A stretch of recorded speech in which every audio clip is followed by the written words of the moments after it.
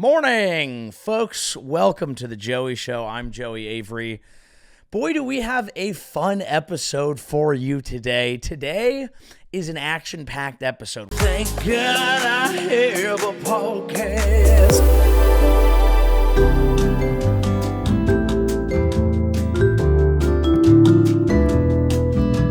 I do want to start with an update on whose summer it is. This has been a roiling debate, obviously across the internet, but mainly here, because this is where we really cover and decide what type of summer it is. Do I have a bias?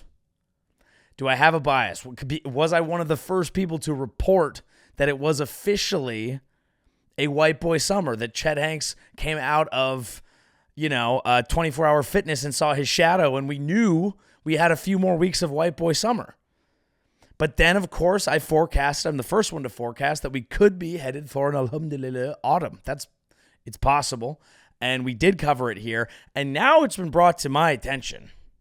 Okay, and this I will be honest, we're late to, but I do feel obliged to cover it as the main source of whose summer this is, aside from Sabrina Carpenter. It is apparently, and this was news to me, a Brat Girl Summer.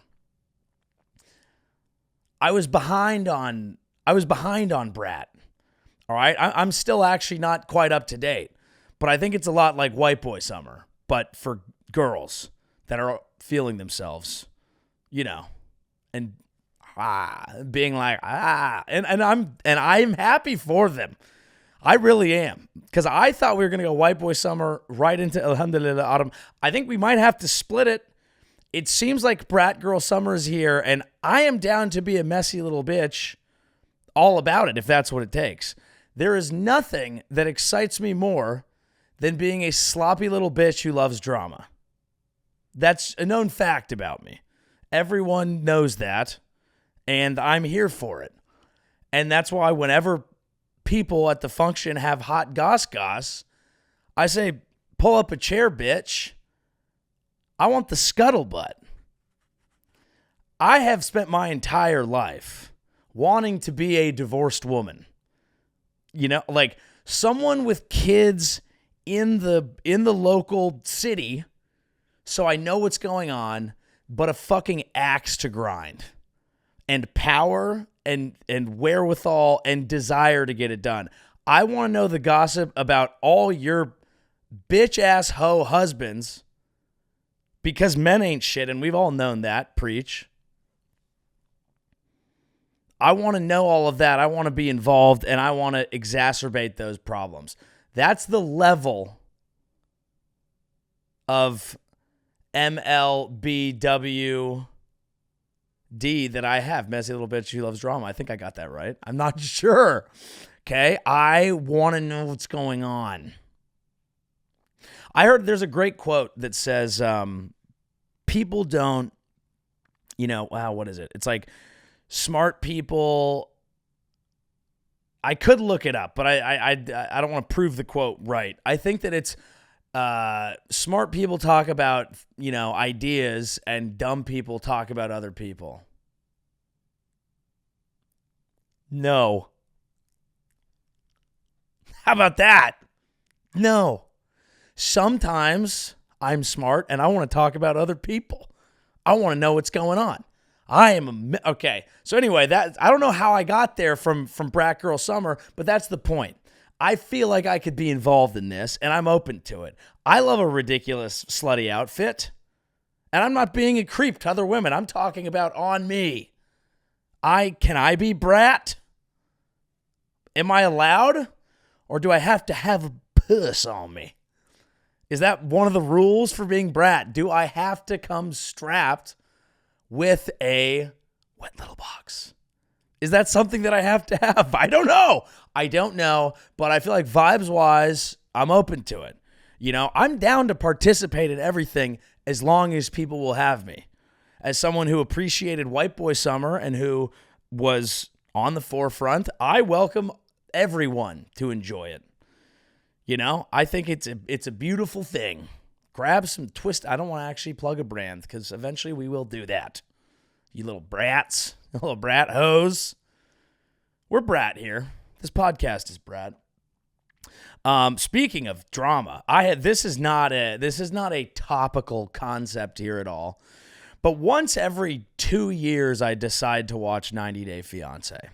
If you don't know, 90 Day Fiancé is a show that simply proves that America is great. For a lot of reasons. It proves that 90 Day Fiancé is important to me because it proves the greatness of our country while showing that can be possible even while showcasing the worst people of all time in our country. Okay? So if you don't know what 90 Day Fiancé is, there's something called a Schedule K, not K1 visa, I think. And whatever it is, it means if you want to bring someone over from a different country, okay? If you want to go dong shopping at the Third World Mall, you can, all right? And you can do it from anywhere, but this is just what happens. The show is about global power imbalance and the powers of living in a capitalist stronghold and then not being able to get dick and or pussy in that place and outsourcing it like a call center. Some people find love. But ultimately, this is what happens. And they try to do different stories, and they try to have a mix of different things. But there's a lot of like sad white guy goes to Asia, and picks up an Asian girl who's like knows exactly what she wants, and it is to get here and fucking dominate this little fucking dork. And so it's really entertaining. There's also sometimes a fun one is, young African man goes with an older, thick white gal. And she's really excited because she's like, I've always been a hot bitch, and I deserve a Nigerian prince, And he's like, yeah, I'll put up with it to get to America and, launch my career in media. And, I do like slapping them big old cheeks sometimes. These are real people. I'm not using stereotypes. I've seen these things on the show. These are real things. Guy goes to Latin America and he's like, I got myself a firecracker. And she's like, I need to send money home to my family. And it's a fun show. And like, that's a show that speaks to me because what it is how the world works and people being like, let's use love here as a tool. And I find it very interesting. And it's very fun, and it is proof that America can be great. Because when I watch that show, and I watch the little selection of my countrymen that they bring out, I don't usually think good ones. Generally I'm like, that's not the best that we have to offer. But what it proves is that you can just use the fact that you are an American to get things that you want. And that is a display of our raw power. It's also one of the main problems with how the entire global economy works, and as such creates, drains in a lot of these countries that would otherwise get to, do things themselves, but then we just kind of like take their best people and like fuck their shit up and exploit and whatever. But it's like, what am I going to fix that? What am I going to fix all that? I want to watch this loser try and get his dick wet. Isn't that my right as an American? That shit made me patriotic. That was my Olympics. I also had the Olympics, but it's also my Olympics. So I've been watching season 6 and there's some wild shit. I'm very early into it, but it's a very fun show because it just makes me think a lot about how things work, and I think it's a really good example of it. And it's really entertaining, and I enjoy it, okay? Because if I didn't mention, messy little bitch who loves drama from time to time. Other people's. I don't want to be involved in it at all. If you're mad at me, or God forbid anything's going on in your personal life that's really serious and you're in my close circle, form that out. I like the concept of it. No, I'm kidding. I'll be there for people if they need it. But never scream at me. I don't respond well to that. Side note. But it does make me patriotic, and so did the Olympics. Again, we talked about the Olympics a little bit last week. A little deep dive on what's going on with India. Be better. Looking forward to, maybe that lights a fire under the old ass. Get out there, because I'll be rooting for it. I'll be looking. I'm pro. I'm not being anti. I'm pro. But America had a nice little Olympics there. First place, never in doubt. Tied for gold. Could do better. That's fine. Also discussed last week, China's going to fishing villages and hand-picking divers. So they're nibbling around the edges, all right? Japan is like, can we, obviously they compete in gymnastics and swimming and some of the big ones, but there's just stuff they know they're not going to do. They take a strategic approach to the Olympics. They're like, we'll do the fucking, origami one. Not to do an Asian. The point is they'll pick an off-brand thing to get golds. It's a strategy, not the point. The main point of the entire Olympics was getting to share Steph Curry with the rest of the United States of America. That was fun. I had a lot of people, multiple people, come up to me in my life and be like, you're so lucky you're a Warriors fan. I never get to root for him. I always had to root against him. He's so fun to root for. He really is. Rooting for him is like being born rich, okay? Doesn't mean that you're not going to fall behind sometimes. It doesn't mean that you're not going to, things aren't going to go your way or that you're not going to face hardships. What it means is that you feel like there's something behind you that could always fix it. That's the thing. As a Warriors fan, even when stuff's not going well, you're like, I don't know. I mean, if he gets hot, we could just he could just hit 93s in a row and all of a sudden we're winning. Like, it's always possible. It's like if you're a rich guy and you get drunk and you accidentally run over a hooker in your car. I don't know why it's a hooker. I guess she's on the street. If you accidentally were rich, you got a DUI and you killed someone, you're going, that's not great. But there's always a chance we could come from behind late in the game and be okay. It's why a lot of them behave so poorly. It's why people don't always love Warriors fans, because we're just like, I don't know, we'll probably be fine. Come on, let's go. Like, we're spoiled as Warriors fans. It's very nice. It was very, very fun to get to watch him do his thing and share that with them. Like, that was such a cool moment. And the great thing was he had a poor Olympics leading up to that. So you're hearing all these things about like, oh, Steph, he didn't have it. This was his one Olympics. Like, he didn't. And then he just hung in the pocket. He waited for his time, and the chef cooked. And we all got to be a part of it. What a fun. There was something really iconic about that men's basketball team. And obviously, it's always a collection of stars. The Dream Team was the first one. And for people my age, it created an incredible amount of nostalgia, and we all cared about it.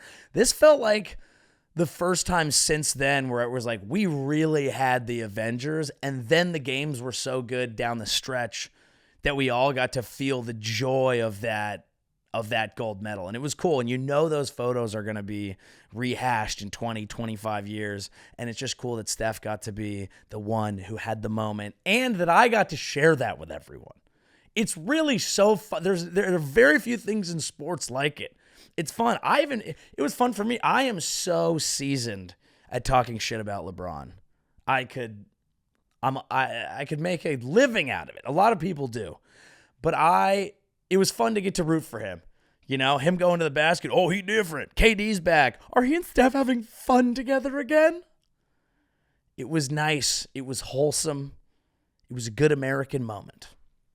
Maybe I'm over-indexing towards the America love on this podcast because my most popular clip is me saying how cool Europe is, and a bunch of people in the comments being like, this guy thinks Europe's a country, classic American idiot. You're an idiot. You European dotard. You can't even listen to what I'm saying, okay? I am referencing life. Yes, mostly in Spain and France. But do you want me to say the whole Spain and France and Spain and France and Spain and France? And also, I knew that I was in Catalonia, which isn't necessarily Spain. I'm not an idiot. You guys are. You can't listen. The cigarettes have ruined your brain. I don't believe in them anymore. Sorry, this is just on my mind because I get comments on it every day, and I'm just like, listen to the clip. Idiots. But that's okay. That's okay. They don't know what it's like to live in a country where you can simply go shopping for love in a small village in Nicaragua and find someone who's 4 to 5 points better than you on the scale. Use America to bring them back. They wouldn't understand the beauty of a 90-day fiancé type scenario. They really wouldn't. Okay. But yeah, a couple more sports stories. I guess we can do this. I think it is time that we discuss this because people have never talked about this issue before. So I think it's finally time to really discuss Colin Kaepernick's return to the NFL. He said, here's a clip. And will we see you play NFL again? We're still training, still pushing. So hopefully we just got to get one of these team owners to open up. What would it mean to you to play NFL again? I mean, it's something I've trained my whole life for. So be able to step back on the field, I think that would be a major moment, major accomplishment for me. Also, I think it's something that I could bring a lot to a team and help them win a championship. He has said he wants to come back. Colin Kaepernick has said he wants to come back, and I think it's time someone gives him a chance to fix racism. All right? And that's just what I believe. You know, this really was a great moment because it proved it stopped. It's a complex issue. So I'll say this up front because I think it's important to get out of the way. I do think that given the political stance of a lot of owners, what he was doing rubbed them the wrong way, and they, not liking it, developed a distaste that was based on politics to some extent, which isn't fair. That is there as a background bias. What is there as a foreground bias is the fact that he had exited the part of his career where he was a viable starting quarterback. That happened on the Niners. He wasn't benched by the Niners, the team that I watch week in and week out, for any other reason than the fact that his play was poor, and they handed the reins over to noted Hall of Famer Blaine Gabbert. All right? He was a backup quarterback who was plenty skilled enough to be a backup quarterback in the league. However, backup quarterbacks are not great when they have main character energy. This happened to Tim Tebow as well. A lot of teams didn't want him as a backup because even though he was more in line with what you'd assume the owners think, Christian, conservative, white values, he also had main character energy. So if you have the entire coaching staff answering questions about the backup week in and week out because the media is obsessed with them, you don't really want that backup. Now, the fact that Colin Kaepernick is still doing this now is living and breathing proof that he cannot let go of this diabolical level of main character energy, even when the entire world has moved on. And that's just unfortunately where it is. You know, the guy had to write a book about how his parents were like racist and shit. I'm not even saying that's not true. I'm just saying that's not really great to have as the third string quarterback on your team who you just need there in case two guys go to the hospital. All right? It's fine. But main character energy is a problem for everyone across sports. My favorite sports story of the week came out of golf. Matt Kuchar. Okay, I would imagine there's like 5 people listening to the podcast who got excited. Oh, he's going to talk about golf. Hey, everyone else, I promise, it's going to be fine. You may not care. You'll like this. Matt Kuchar, who is notorious, he's a good golfer, but he's notorious for being a poor tipper to his caddies. There's an etiquette level of things in golf. When you win, you're supposed to give a large amount to your caddy. It's not just golf, that's life. Okay? Matt Kuchar was playing a tournament, and he hit a ball, and apparently the group on the fairway was like, oh, dude, you hit into us. What the fuck? And he couldn't really see into them, and so he got really pissed that no one had alerted him to people in the fairway. He gets to the fairway, 18th hole. He's playing with people. He's playing with other golfers. The rest of his group finishes the hole, and he marks his ball on the 18th hole and says, it's too dark. I'm not going to finish. This sort of thing could very well be acceptable when you're, playing for first or second or third. He was tied for, I want to say, 8th, 10th, or 12th. Okay. It was maybe a 10th to 12th scenario that he was looking at. There was some tie going on, and the rest of his group finished. He said no and came back the next day, put on a new outfit, went, maybe warmed up, okay, came back to hit a ball onto the green, chip and putt, and be done. And staff came out and people came out. I would imagine he didn't tip.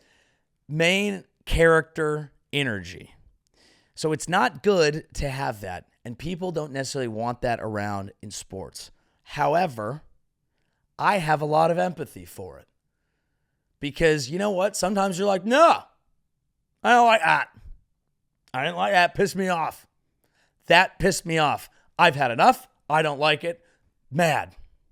I was playing Monopoly Deal the other night. All right? With friends.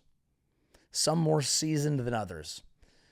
One of the less seasoned players, and this is not a gender thing, but this is how it happened. One of the less seasoned players, woman, friend of my wife as well, gives my wife the winning card. And I said, oh, you didn't have to do that. What a mistake. And she said, oh, but I wanted your wife to win.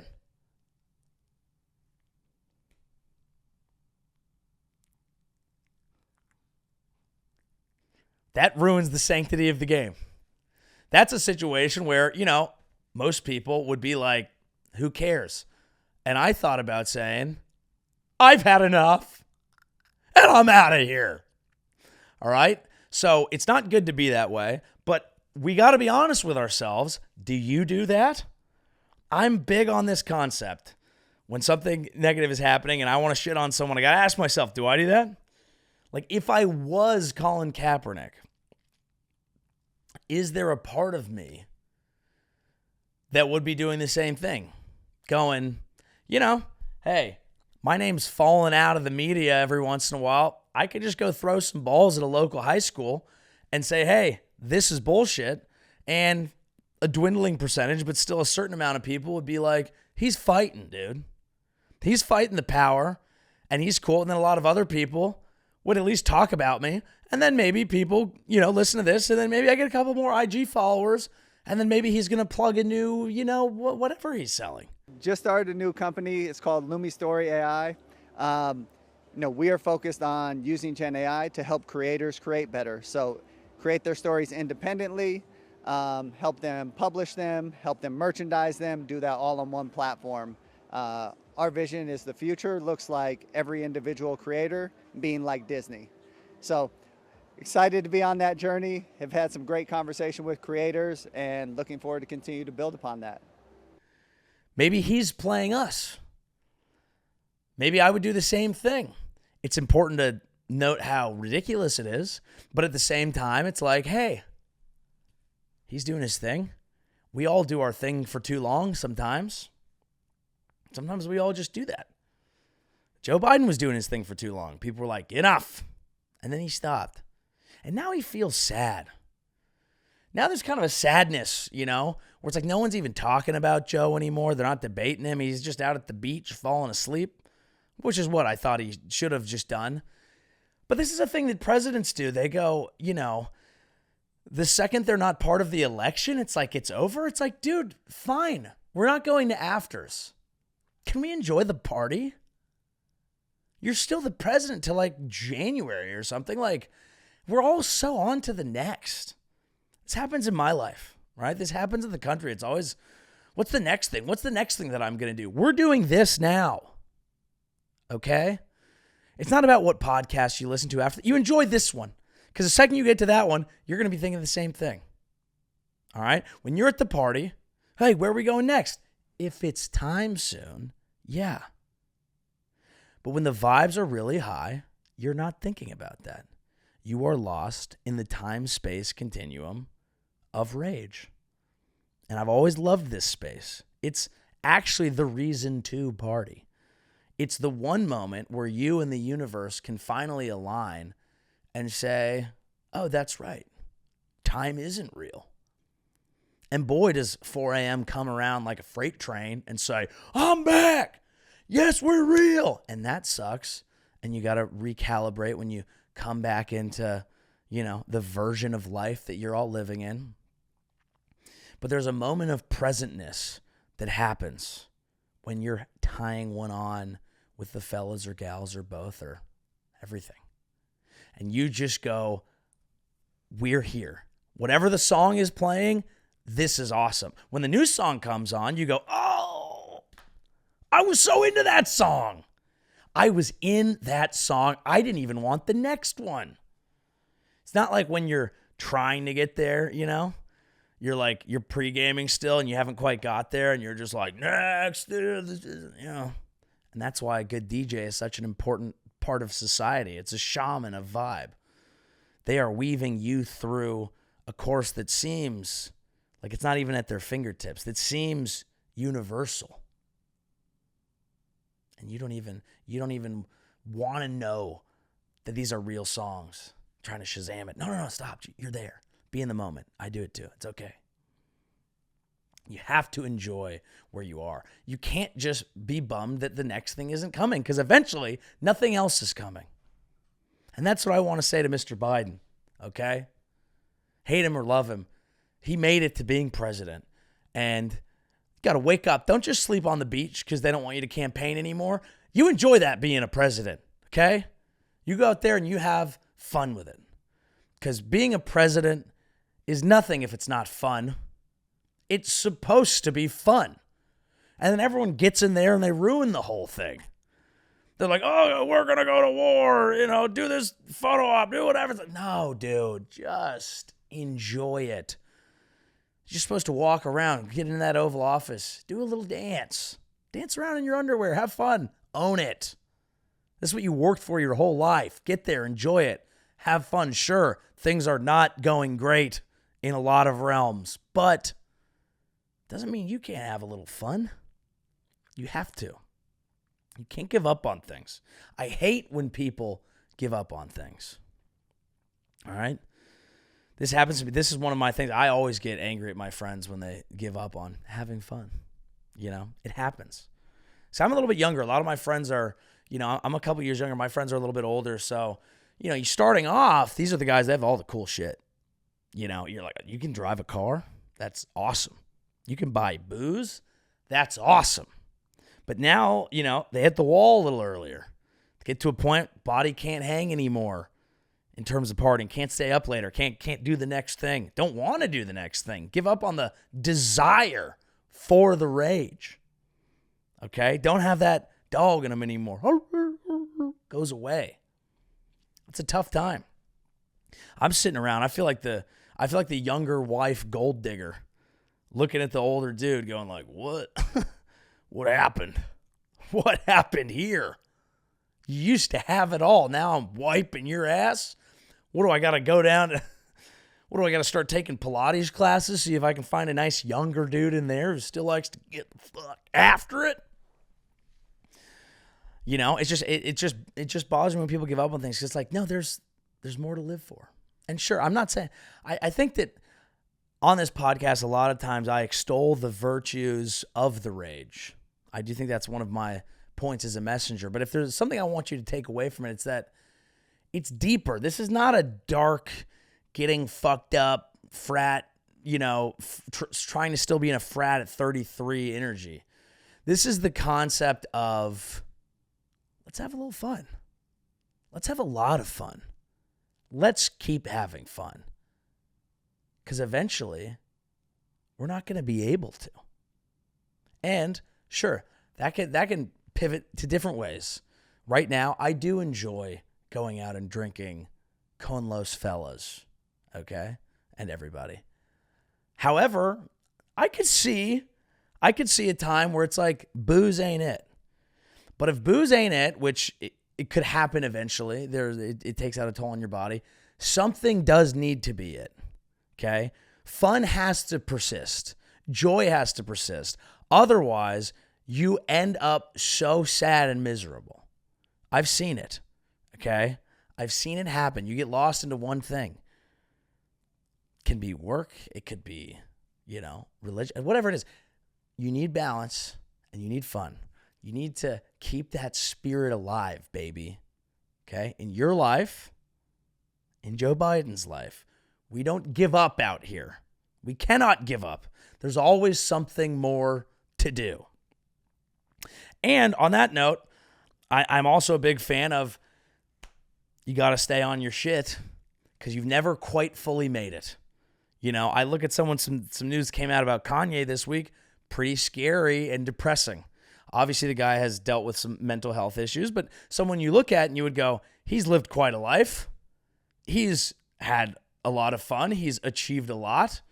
He has many fans. He has put out seminal works of music in the hip-hop industry. He has, been with all manner of lovely women. And you would think perhaps that should feel good. And it turns out that he has a doctor in his life who has him addicted to nitrous. And that's horrifying and explains some dark imagery that's going on there. And the only thing that I want to bring that up to talk about is, one, when I talk about the virtues of partying, it's not get lost into a substance-fueled rabbit hole. That's not what we're discussing. That's very different. And two, no matter what you've done, and I'll probably say this a lot because I'm reminding myself, you've never made it. It's really about, are you on your shit at this time? Because when you let things slip, it can get scary fast. Prayers up to Kanye. Let's fix that. Don't do nitrous. And dentist guy, that's not good. And was that leaked by Milo Yiannopoulos? What's he still doing here? What is Milo Yiannopoulos doing here? He works for now. I guess this was a good thing. He got famous for being a gay conservative. I think he's straight now. Hold up. We got to look this up. I think he prayed the gay away. Milo Yiannopoulos. I think he prayed the gay away. I'm not sure. And he's British, which is a really fun, wild thing that he's done. Was he in the house? No. I don't know what's happening. That's not even him. Okay, I'm not going to do research live on the pod, but yes, I am. Okay, yeah, that's former Yeezy chief of staff makes allegations about Kanye's dentist claiming he's been feeding Kanye an unhealthy supply of nitrous oxide. That Connolly got Ye hooked on nitrous laughing gas. It's my belief that Connolly sought to diminish Ye's mental faculties so that Connolly and his business associates could extract millions of dollars from him. That is horrifying. And it does make sense because I saw in the tweets the doctor there was basically saying, oh yeah, let's just, like, he was speaking in ways that would fire up someone who's manic, and he was like, here's what we got to do. Get nitrous legalized, be far in advance in terms of getting this out to the people. Knowing full well if he's a dentist, look, it can be a little fun sometimes, I'm sure. That's fine. I am all for getting fucked up in the right dosages, but this is an addictive chemical that can be bad for you. So this is a rare thing that we say. We don't say this much on this program. Good job, Milo Yiannopoulos. Good job. Okay, there's one big more story that I want to get to here briefly as we go into, this is more of our business and economy segment here. Starbucks and Chipotle are changing. Starbucks is taking on a new CEO. Starbucks replaces CEO Laxman Narasimhan. I apologize. With Chipotle CEO Brian Nicole, I don't know. I love this story. The reason that I love Starbucks replacing their CEO with the Chipotle CEO is for one reason only. I have always had the long-held belief that there is not a strip mall in America that has a Chipotle that doesn't have a Starbucks. They're always in the same strip mall. And I like it because I call it a shit blaster speedball. That's my road trip. I want to eat healthy. I want to get coffee. And before I'm leaving, I'm going to paint the bowl at Starbucks because between the E. coli and the Chipotle, which I love, I do love it, and whatever happens at Starbucks, we're getting things moving. Okay? It's the perfect inspiration for a road trip because it's a choo-choo. It says, if you want to move fast, let me inspire you. I like it. There's a certain level of Americana that those two fast casual establishments serves, and it's definitely me. It's someone who's like, I need something quick, but I don't think it's fast food.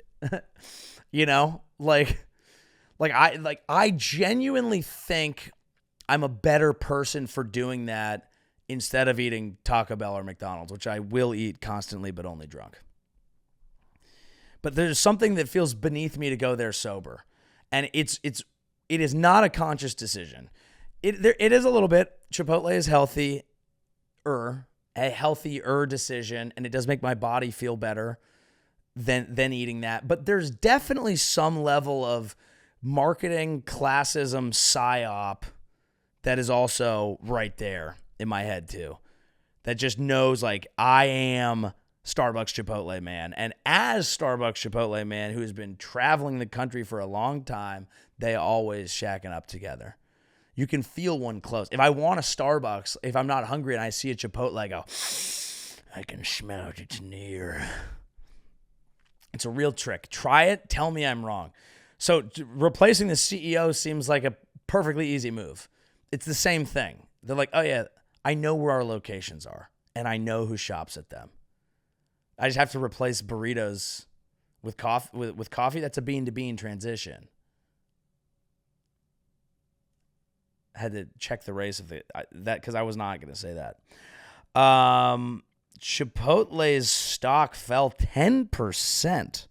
Wowza. Starbucks announced Tuesday it's replacing CEO Laxman Narasimhan with Chipotle CEO Brian Nickel, sending its stock soaring 24.5%. Its best day ever. You think the market doesn't know about this? The market knows about the Chipotle Starbucks pipeline. That's why it's perfect. Chipotle stock fell 10% on the news that Nickel would leave after a successful tenure at the burrito chain. Wow. Okay, people did not like Laxman. Laxman is a funny name for a guy who serves coffee that makes you shit a lot, isn't it? He took over as chief executive in March 2023. The coffee giant's performance has struggled this year, hurt by weak sales in the U.S. and China, its two largest markets. In its latest quarter, Starbucks reported a 3% decline in same-store sales. What do you think that is? What could that be? Howard Schultz handpicked him. Maybe that's it. Maybe they should have had an open primary. Old white man replaces himself handpicked with Indian. Just kidding. Seems to be going well. People vibes are up. Wow. Okay. Interesting. Yeah. I don't know how to tell Starbucks to do their job. More cake pops. The cake pop is a large deal in my life. I adore them. I admire them. I put the cake pop on a pedestal. I really do. But I only allow myself to have it about once a year. Just because I can't be wandering around eating cake pops. I'm a 33-year-old fucking man. I'm a male adult, all right, who already takes in too many calories on weekends. You think I can lollygag around with a cake pop hanging out of my mouth without having anal beads in my head? Like, I just feel like I can only do it every once in a while, but I enjoy them because what they've figured out is a piece of food science.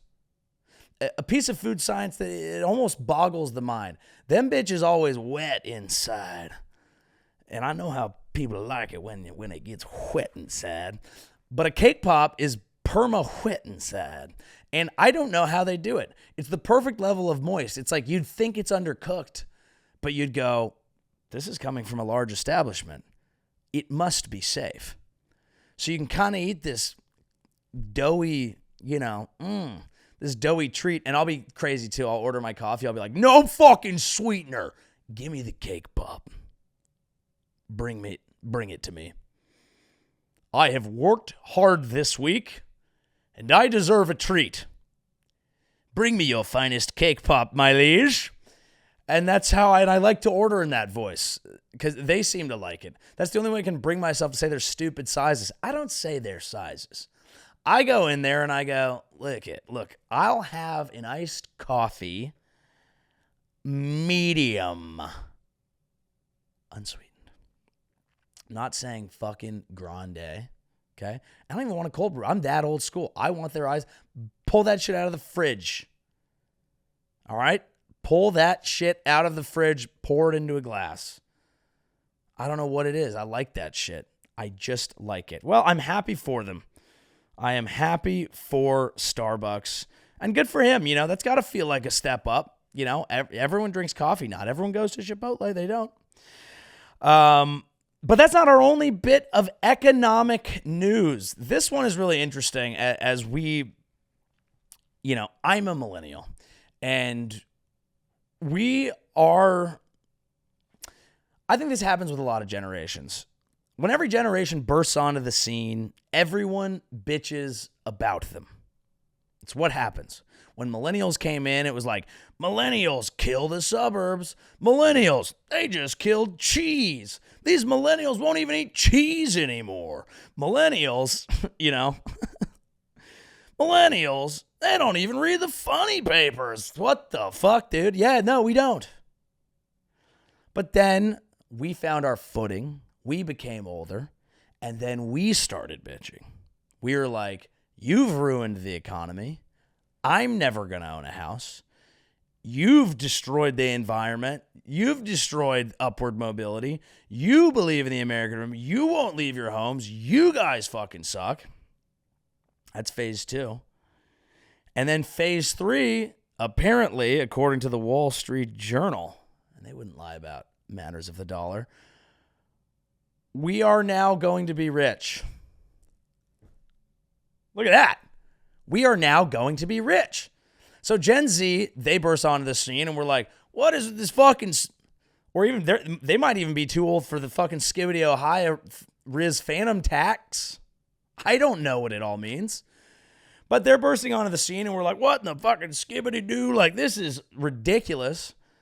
And now Gen Z is getting old and they're gonna start bitching about, you've done this, you've done that, you're insufficient on this political cause. They will, and you've ruined everything, and then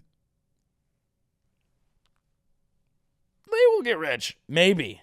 And that is proof that the economy can work for some people. That's a hot take in some corners. The economy is capable of working for more than just a few people sometimes, even though some people get too rich for sure, and some people are too poor.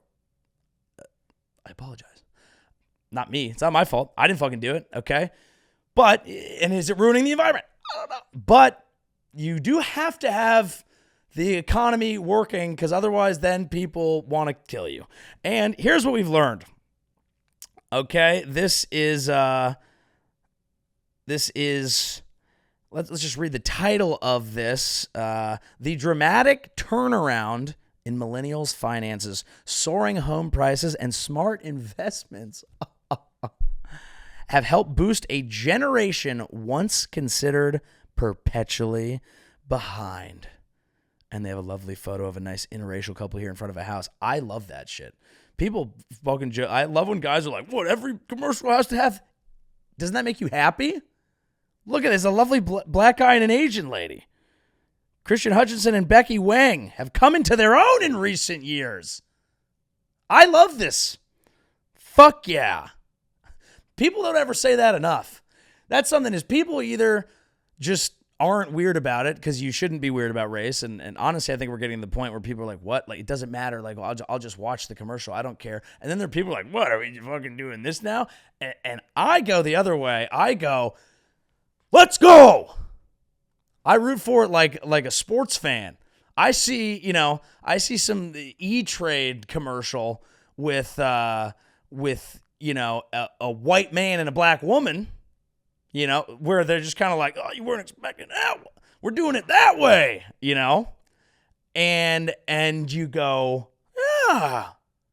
yeah, dude. If I see that, I see like an Asian dude, black chick, I go, yeah. Let them cook. That's just how I like to respond to it, dude. It's like my team just won the pennant. I think that people should be more like that. Okay, guys, it's a satire show. Although I do like it. Honestly, they look like lovely people. Millennials finances. Let's cut to the chase here. We don't have to read the whole article. In early 2024, millennials and older members of Gen Z had, on average, and adjusting for inflation, that part is important, about 25% more wealth than Gen Xers and baby boomers did at a similar age, according to a St. Louis Fed analysis.